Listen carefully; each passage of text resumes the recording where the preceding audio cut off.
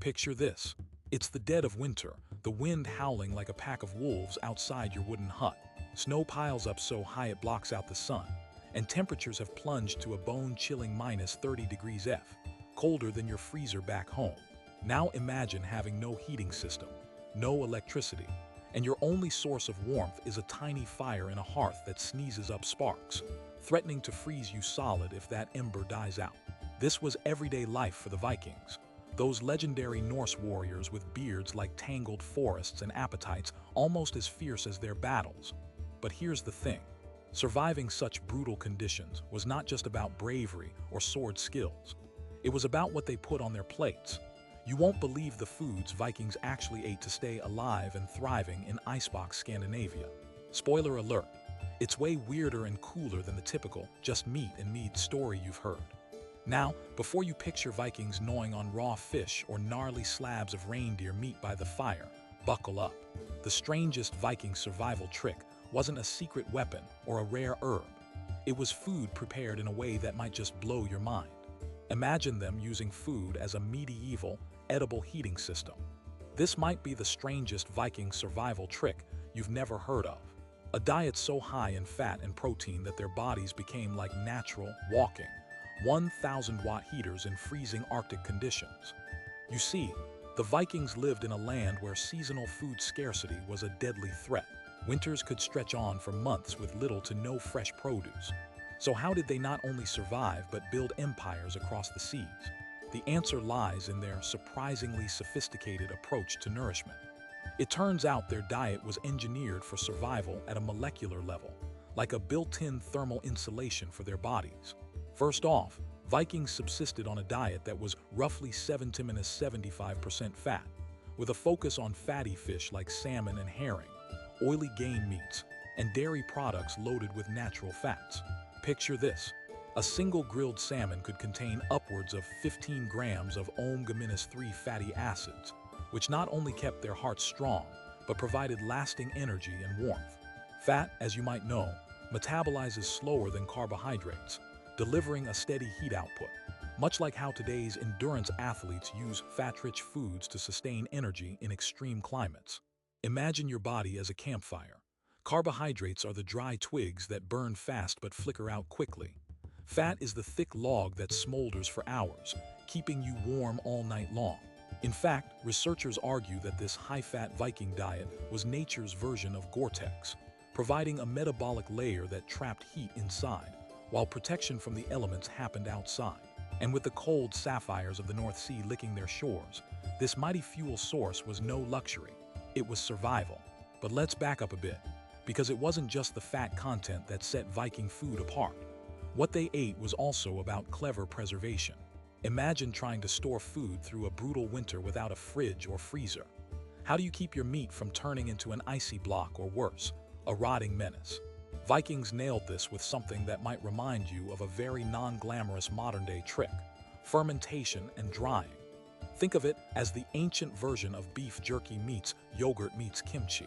They fermented dairy into skyr, a super thick, slightly tangy protein bomb similar to Greek yogurt, but with even more punch. Think of skyr as an ancient hot water bottle, packed with probiotics that kept their digestion smooth, even in frigid temps. Fermented fish, on the other hand, was multi-purpose.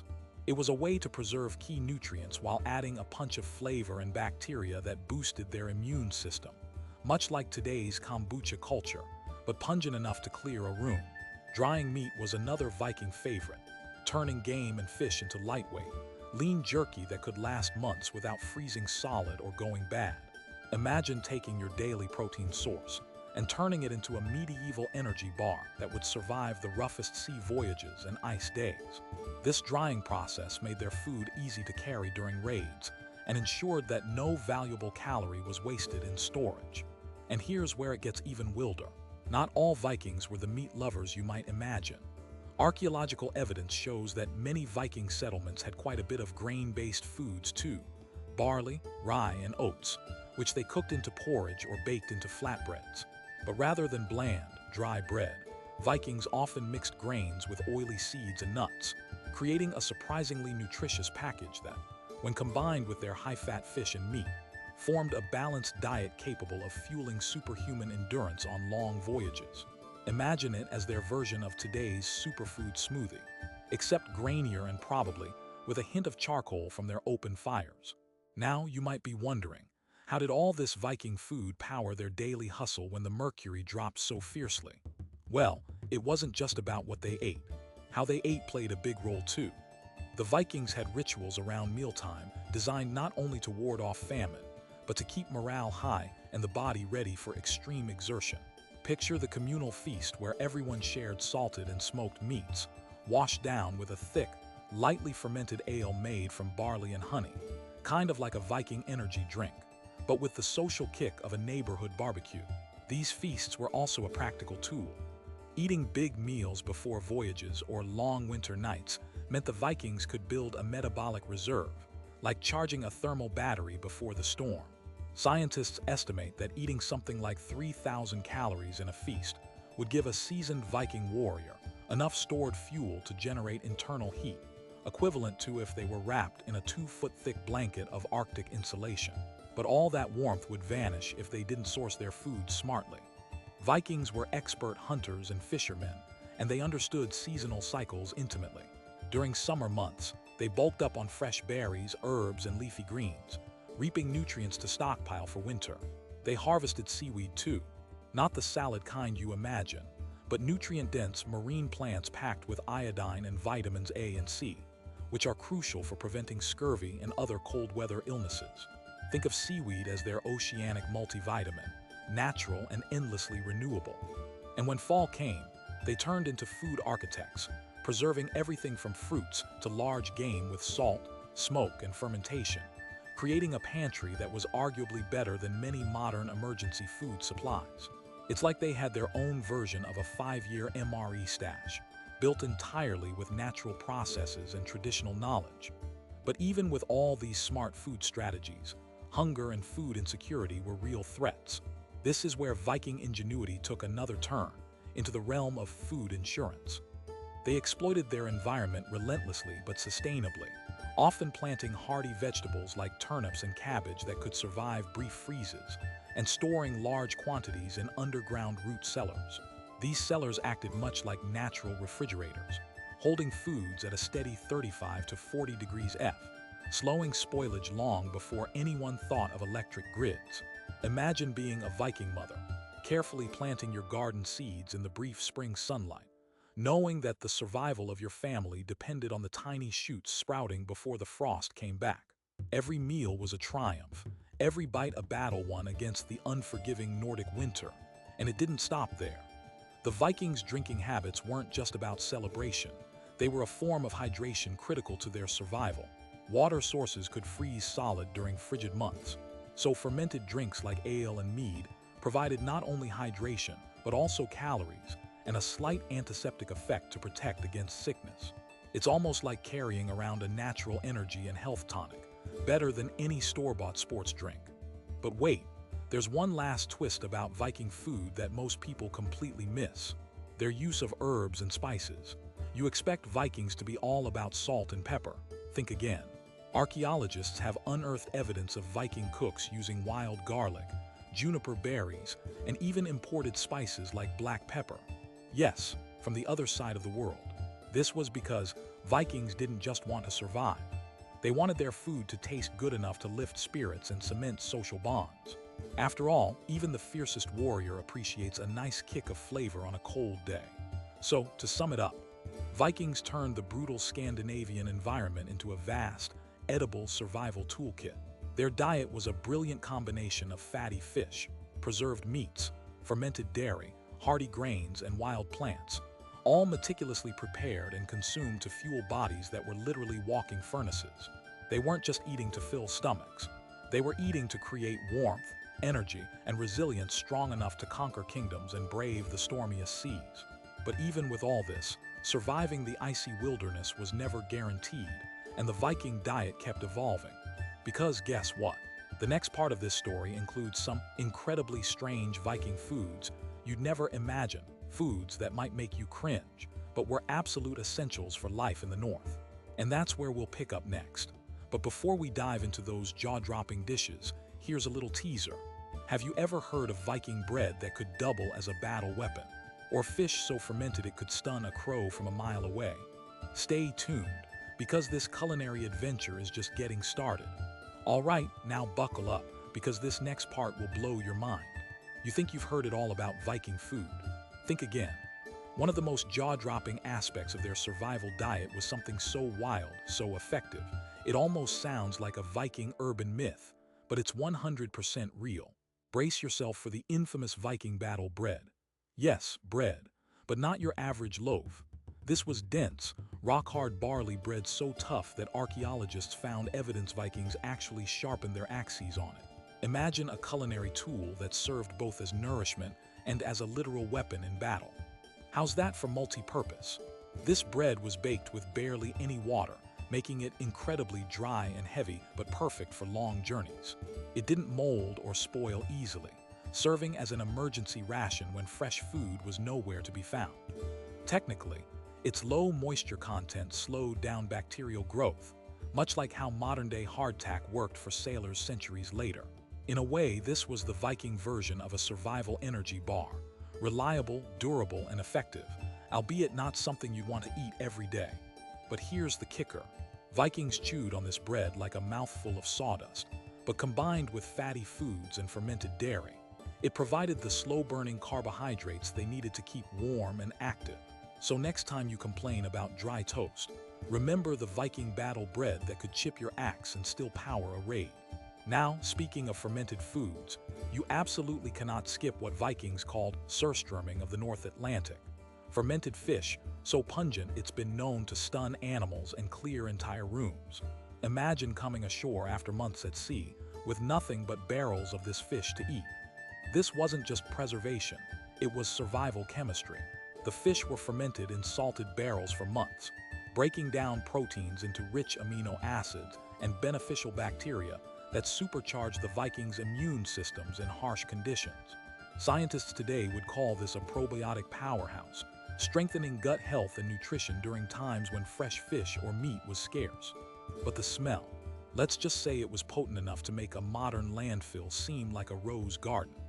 Picture opening a barrel of that in a drafty wooden hall while everyone's breath is hanging in the freezing air. That's Viking bravery for you.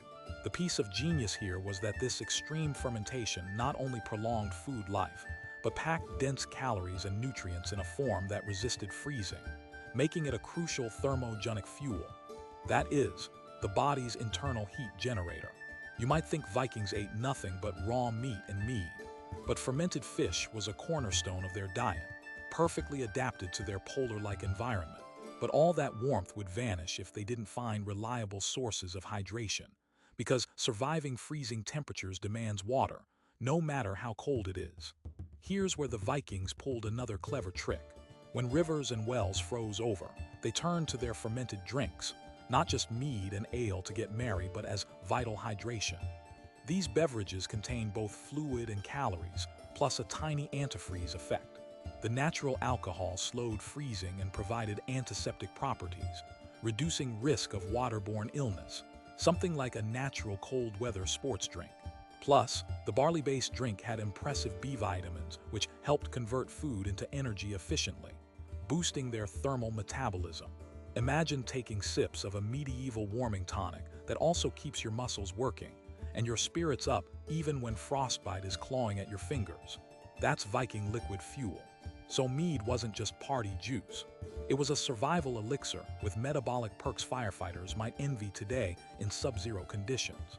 Now, here's where you might get a little queasy, but stick with me, because this is real Viking hustle at its max.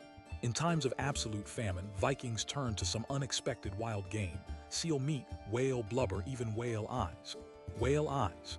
Yes, you heard that right. These were nutrient-dense delicacies packed with omega-3 fats and vitamins crucial for cognitive function and insulation. Eating whale eyes might sound grotesque now, but for the Vikings, it was like finding a hidden nutritional vault that could fuel their brains and bodies during grueling winters. This wasn't just desperate scavenging, it was ancestral wisdom tuned to Arctic survival. Modern Arctic populations still consume similar foods for the exact same reasons. Picture gnawing on rich, gelatinous seal blubber whose pure fat content could be upwards of 80%, offering an almost instant heat boost when metabolized. That's a natural hot water bottle right inside your belly. The high fat kept their blood flowing in frozen limbs, giving them the stamina to hunt and fight when every calorie truly counted. And it didn't stop there. Vikings had an almost forgotten culinary resource, lichen. Yes, that mossy stuff you see on rocks and tree trunks. You might picture it as something only fit for reindeer, but Vikings harvested it too in desperate times. After soaking and boiling to remove toxins, lichen became a carbohydrate source to bulk up their meals.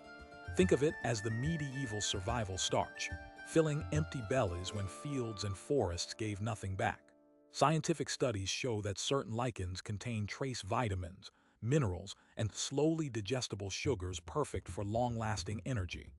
This might sound primitive and tough to stomach, but it's the resourcefulness that matters, using everything nature offers, no matter how unappetizing it sounds. Imagine Viking explorers pulling from frozen tundra and making a meal out of what most would leave for animals, pure survival brilliance encoded in their palate. You've probably heard a lot about Viking feasts, but did you know these gatherings were also about psychological warfare and body heat? Imagine huddling together in a smoky hall, where sharing food wasn't just about calories but creating collective warmth. Human bodies lose heat quickly when isolated, but communal eating and drinking increase skin temperature and heart rates, a kind of social thermogenesis. Vikings understood this deeply. Massive feasts before raids or in midwinter had a dual purpose: fuel the body and stoke the social fire that kept morale and resilience up.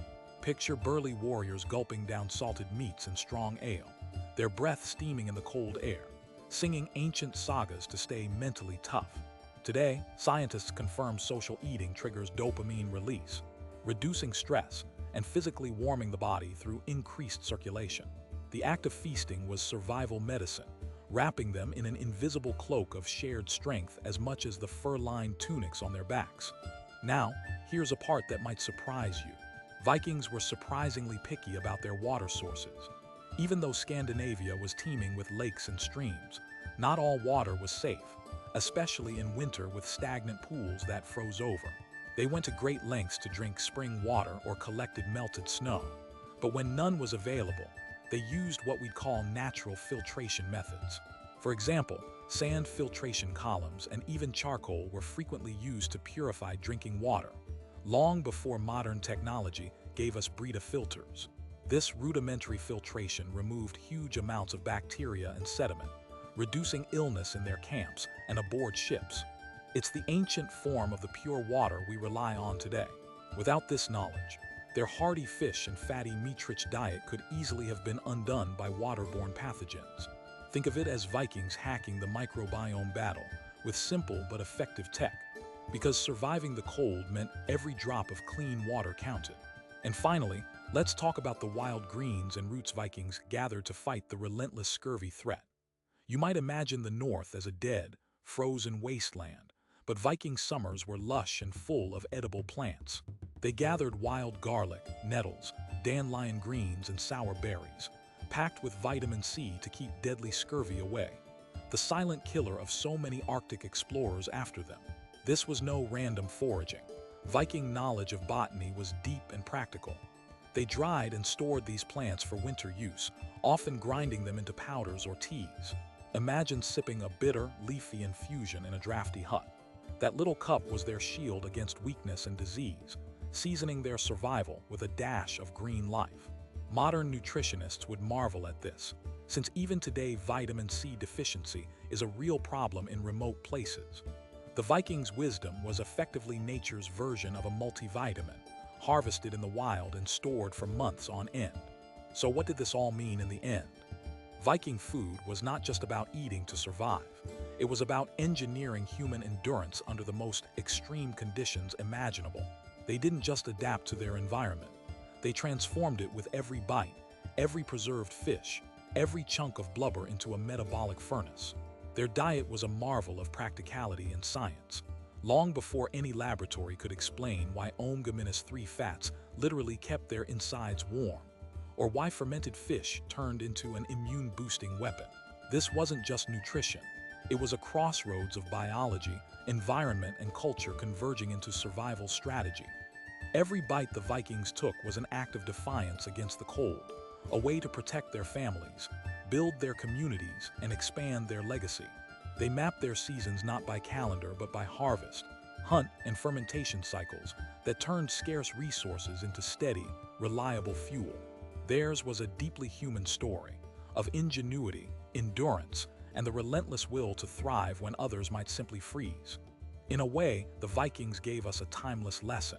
Survival isn't just about brute strength or fearlessness in battle. It's about understanding your world and burning your body and spirit with the right kind of fire from the inside out. So next time you bundle up on a freezing night, grab a warm meal packed with nutrients and fat, and think about the Vikings, those legendary warriors who, against all odds, turned ice and snow into a banquet of life. Their foods weren't just sustenance. They were the fire that kept the Norse heart beating strong. And in that, there is a spark of inspiration for all of us facing the cold, the dark, or any challenge that demands resilience.